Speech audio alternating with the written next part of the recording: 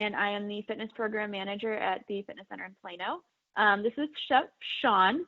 He is the on-site chef in Plano as well. So today we are going to be going through Chef Sean's recipe for lemon oregano grilled chicken thighs, which looks absolutely delicious and nutritious. It's got some lemon and garlic, which are both great for building our immune system. So super appropriate for right now. And with that, go ahead and take it away, Chef. Hi, everyone. We're going to be talking about, like Dylan said, we're going to be talking about lemon oregano chicken. It's one of our dishes we make on site in Plano. Correct.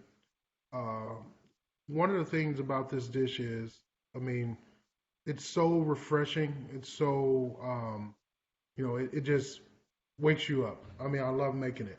And it's a top seller. So that's great for us. But with this, I want to discuss a lot of the details about um, not only the recipe, but being at home right now. I want to tell you guys how you can, duplicate this recipe so that you can enjoy these things here. Um, you know, Number one, we're going to start out with the chicken. A lot of people, especially when you're eating right, you want to stay away from the skin. You want to stay away from, a lot of fat. So, but, we all live on a budget. I know I do. So we try to buy the least expensive things. If you go into Whole Foods or your local grocery store and you buy um, boneless, skinless chicken breasts, they're going to cost 40% more than the bone-in, skin-on chicken thighs. So, as a chef, I always tell people, you got to, your limits, your skills. If you're not good with a knife, you go to the butcher and you say, "Can I get boneless, skinless chicken thighs?" But um, if you feel like you can do boneless, skinless thighs yourself, you will save 40 to 45% if you go to your local grocery store and buy bone-in chicken thighs. It's a pretty simple procedure that you can do on the chicken thighs by removing the skin. The skin will remove itself easily. You just take a gloved hand and take two fingers and work it under the chicken skin, pull up and pull off. It's gone. When it comes to the thigh, the easiest way that you can take the bone off is turn it over and, you know, if you guys give me 1 second, I'm going to demonstrate this for you. I actually have some chicken thighs in my fridge. So what I'm going to do is Nice. I'm going to move my laptop over to my kitchen area, and I'm going to take out a thigh and get a chicken thigh out, and I'm going to demonstrate how you can do this. So this will help you out tremendously. So if you give me a minute, I'll take care of that. And Dylan, if you want to discuss something else right now while you do that, I'm going to Cool. grab this demonstration and we'll take care of it. Well, cool.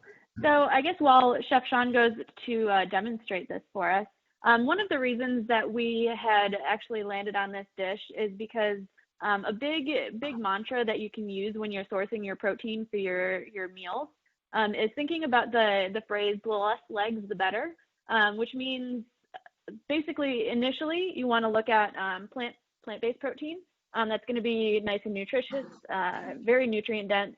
It's going to have some fiber in it. Then next you'll look towards something also doesn't have legs necessarily is going to be fish. So that's going to be rich in omegas, which is very good for your heart. So after that, think about, okay, 2 legs, that'll be poultry. So that's going to be nice and lean. It's going to be nutrient dense, but not super high in calories. And then finally, you'd go to a 4-legged protein like a pork or a beef. So that's kind of why we landed on this chicken dish, because it is kind of smack dab in the middle. It's a nice lean protein that is going to be nutritious and beneficial for you. And like I said earlier, with the lemon and the garlic in this, lemon is high in vitamin C, which most of us know that vitamin C is great for helping support your immune system. And garlic is actually very, very effective and helpful in supporting your immune system as well. So great options for helping us, fuel with a purpose, which is why we helped decide this recipe. Another Another ingredient that is in this this recipe is going to be olive oil, which is also it's also going to have some healthy fatty acids in there for you. So lots of benefits in this recipe. And Chef Sean, maybe do you have any ideas on some plant-based proteins, or like would this recipe be able to be used with like some sort of fish as well? Yes. Sorry guys about that, but I'm back. And yes, this recipe could be used with some plant-based products. It could be used with, tofu. It's up to your discretion. A great fish that you could use with this would be, um, you want to use a heartier fish.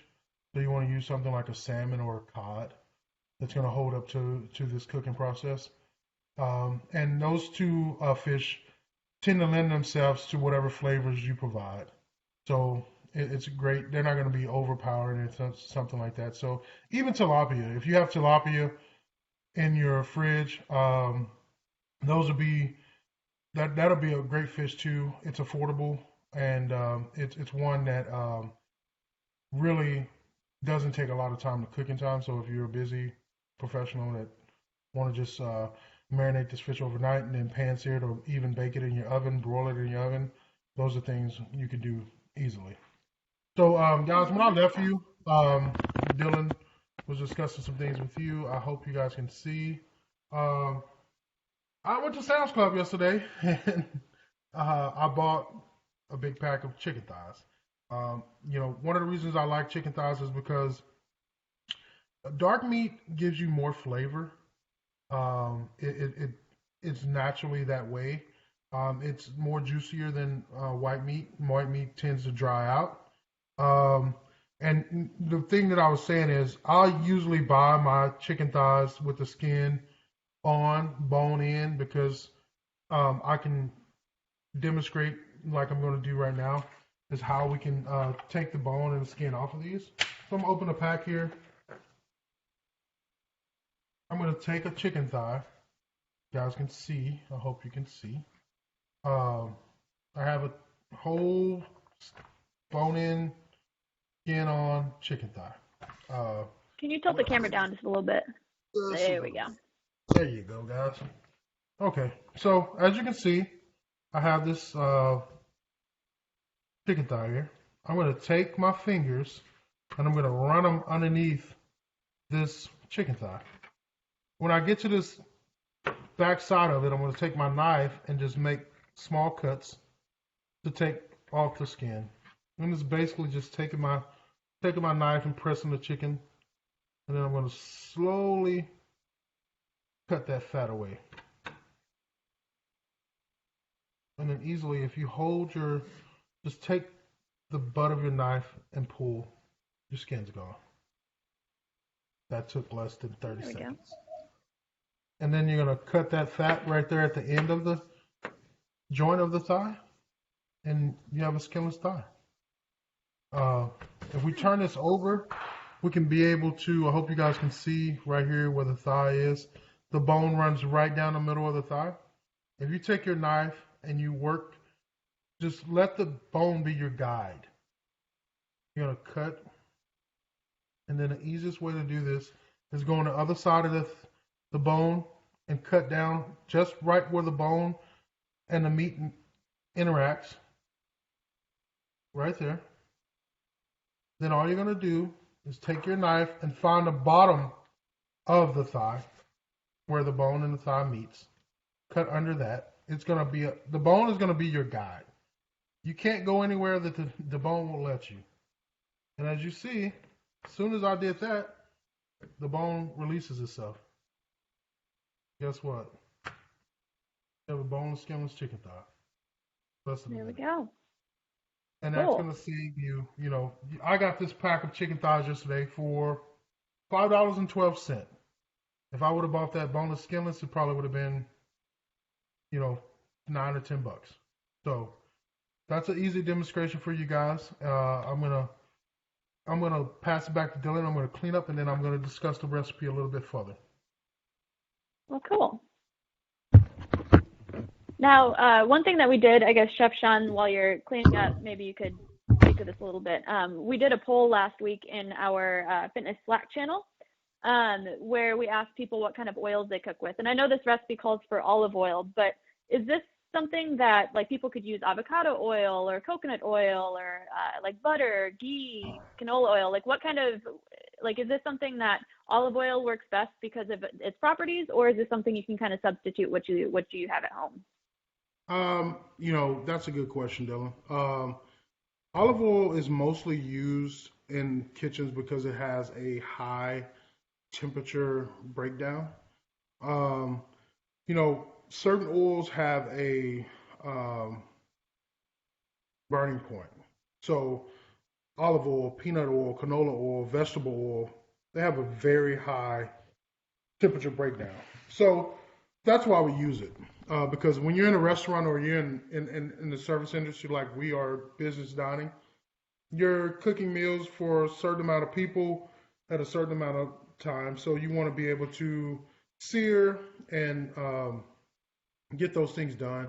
If you use things like grapeseed oil or avocado oil, coconut oil, those things have a lighter breaking temperature. So if you sear in those, it's gonna burn. It's gonna give an off taste. So that's why and naturally olive oil is a healthy oil. But I Mm-hmm. myself I use olive oil, but I tell people all the time everything that you buy or you put into your body or use as health, you want to make sure that you're buying the best thing. The reason I say that is olive oils come in different categories. So you have cold pressed oils, you have aged olive oils, you have different processes of olive oil. Um, so if you're gonna cook with it, it's just like wine. Taste it before you use it. I mean, you're not gonna go and buy a $3 bottle of wine and drink it. I'll use a three bottle of wine to cook with because what I'm using that for is the flavor. I'm using that for the acidity of the wine. I'm not drinking it. So it's I would gauge my olive oils just like I would gauge my wines. And if you go to a local store, like one of my favorite stores to go to, and I brought it up, but I'm not getting paid by them. I go to Whole Foods because I believe that the attention that you put to the product that you sell is what you're going to get out of it. I'm not going to go if I'm looking for a great quality meat or a great quality, homemade pasta or something that I'm not going to make myself. I go to a quality store to get it. That's just like buying a pair of jeans. But to answer I went longer than I should, but to answer your question, you can use whatever oil you would like at home. I keep grapeseed oil, olive oil, canola oil in my house, and I use those different oils for different recipes. Okay, cool. Thank you. You're welcome. And feel free to kind of talk a little bit more about the recipe. I kind of got us off track a Yes. little bit. No, it's fine. It's fine.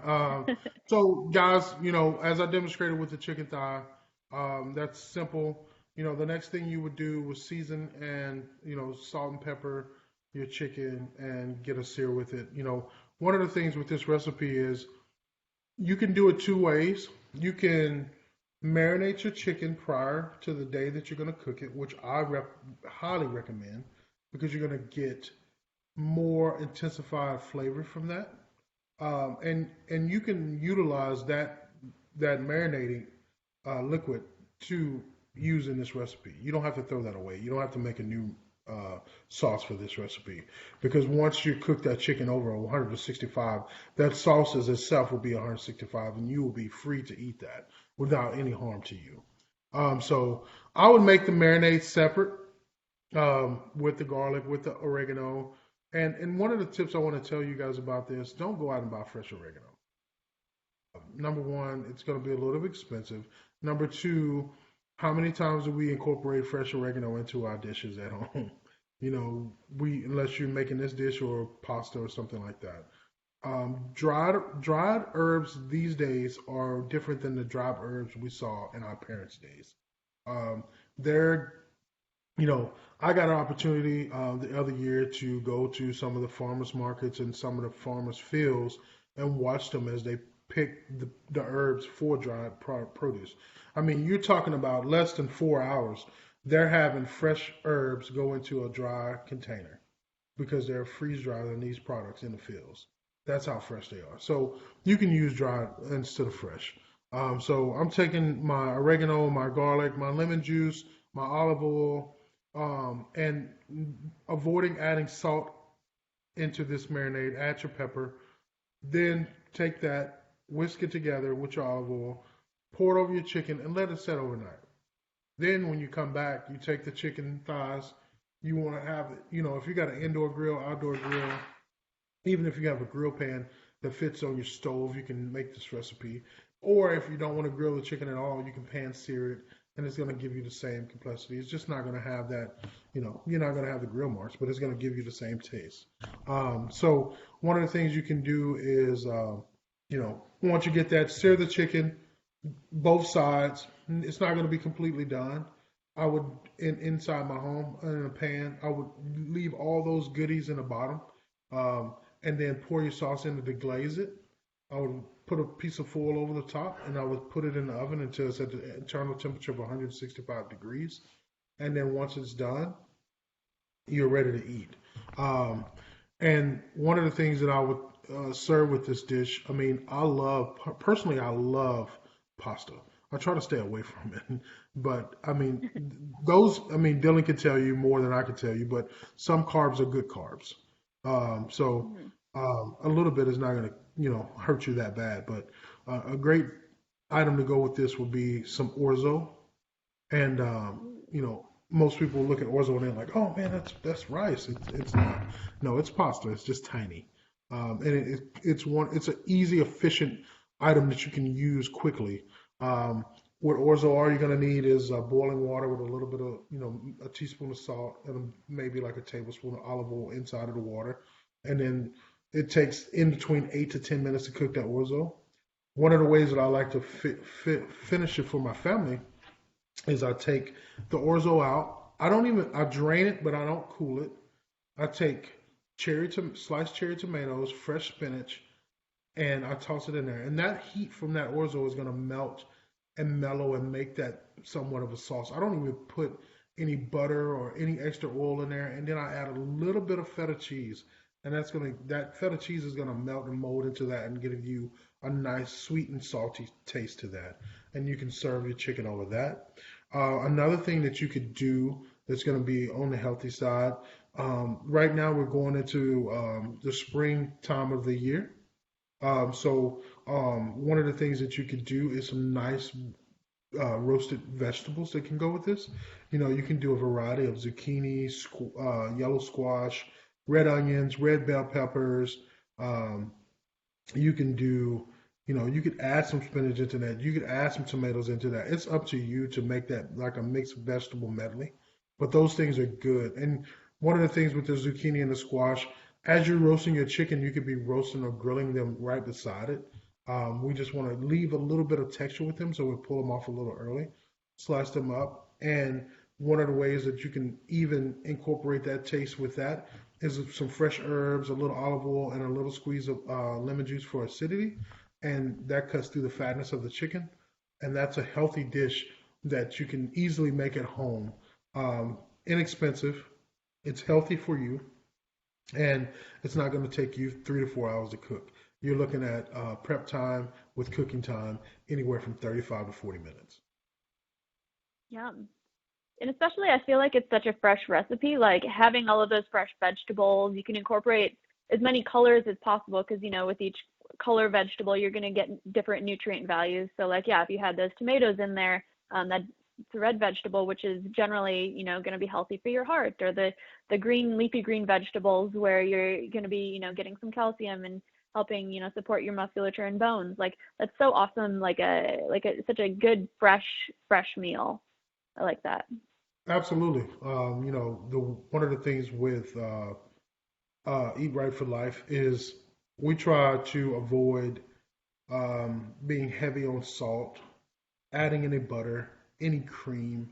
The thing that a lot of people, recently, maybe a year or so ago, I got on, eating better, And one of the things that, I grew up in a Southern household where everything was about, I've never sat down to a meal that didn't have biscuits or cornbread or things like that. But we can find those carbs in a different way, but in a healthier way. We can also add flavor. One of the things that a lot of people generate and forget about is the fresher the product and the more things that you bring to the table, different fresh garlics, tomatoes, onions, celery, bell peppers. Those things give you the flavors that you're looking for. You'll be amazed that once you start using more fresh items, the difference in the quality of the meals that you cook.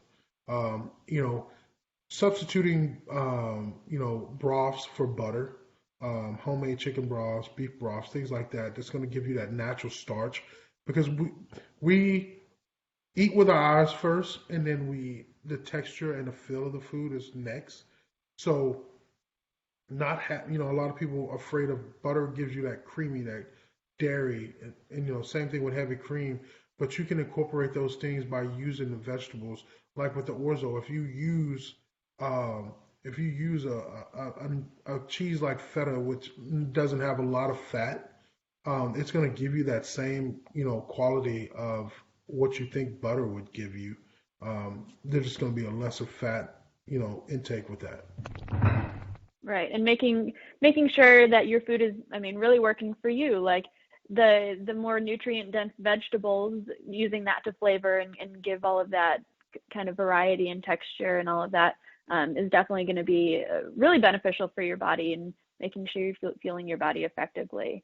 Um, cool.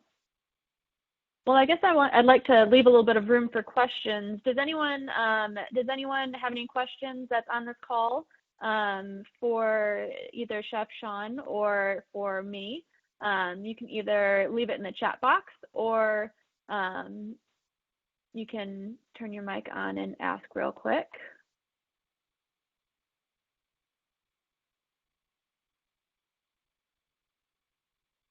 I feel like we need some Jeopardy music. Do, do, do, do, do, do, do. I will say you've inspired me to make some lemon garlic chicken this week for my meal prep because that just sounds so fresh. Yeah, it's a very fresh and robust dish that you can easily make, and doing right now at home, I think we all are trying to figure out something different to cook. I mean, it's amazing that I cook hundreds of meals every week for you guys there at Intuit. At home, my wife usually handles the cooking, but now she's an essential worker, so she works, and I'm home cooking, and good God. Could you please Okay, recap? we've got a few questions. You can definitely share the link. I've actually got it pulled up right now. While she's pulling up that link, Leah, your question was aside from thighs being a darker meat, is there actually a nutrient density difference between thighs and chicken breasts? To answer your question, it is. Breast, this, it's a good, Dylan probably could hit this more. It's good fats and it's bad fats. Uh, Chicken thighs are a darker meat with more fat, but you eliminate that fat by taking off the skin. So it's right there, probably equal with a chicken breast on the nutrients and the fat level, because you remove that skin. If you ate it with the skin, it's going to be fattier and it's going to give you more calories and more fat intake. But by removing that skin and making it boneless, skinless, you're right there with the chicken breasts. The only thing is now you're weighing the ounces of the product that you're intaking. That's all. Yeah, and then, there's definitely going to be a little bit of a nutrient variance, but yeah, definitely what Chef Sean was hitting on. Okay. Any more questions? Ooh, Cynthia, I love chimichurri. So do I. Chimichurri is something that you can use not only with chicken. I mean, excuse me, with steak. Most people rely it with steak, but it's a great chicken option. Salsa verde is something that is similar to chimichurri. But to answer your question, Cynthia, if you will email me, I'll directly send you a recipe, but I can go over chimichurri. It's pretty simple. You're looking at equal parts of cilantro, um, equal parts of parsley. You want to have red onion, garlic.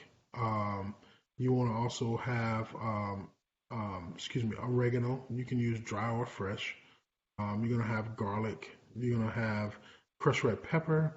You're gonna have red wine vinegar and olive oil. And the easiest way I find to make that is you can chop them all by hand, but just using a food processor and putting everything in there except your oil, and then pulsing it, and then adding your oil as you go to your thickness or less. Because the more oil you add, it's going to be a little bit looser. I prefer mine to be a little bit thicker so that it holds adheres to the product that I'm using it on. Chimichurri can not only be as used as a accoutrement, but it can also be used as a marinade, not only for proteins but also for vegetables. Yeah.